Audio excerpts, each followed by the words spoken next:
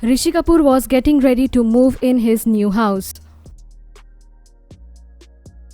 One of the finest gems of Indian cinema, Rishi Kapoor is no more with us. The actor passed away and left for heavenly abode on 30th of April 2020.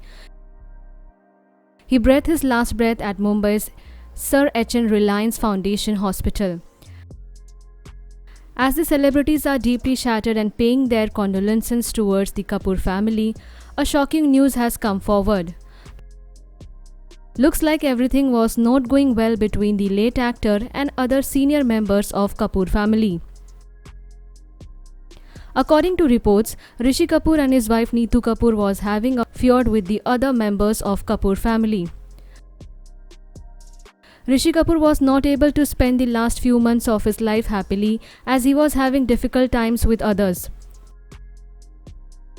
Because of their dispute with other members, Rishi Kapoor and wife Neetu Kapoor decided to move out from their family house.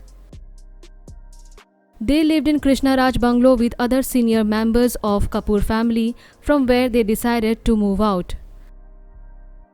Let us find out what happened that the two senior Kapoor family members were moving out after so many years. Well, all the senior members of the Kapoor family lived together happily in the Krishna Raj Bungalow at Pali Hill. Rishi Kapoor wanted that all the members of Kapoor family to live under one roof. That is why he thought that the bungalow would be small and suggested to renovate the bungalow with a 15-story building. He suggested that the 15-story building would be the residence of the full Kapoor clan and it would be nice to live under one roof. But unfortunately, no other members of the Kapoor family were okay with this plan and wanted to live separately. Even the senior members of the Kapoor family also did not like the idea of renovating their old bungalow.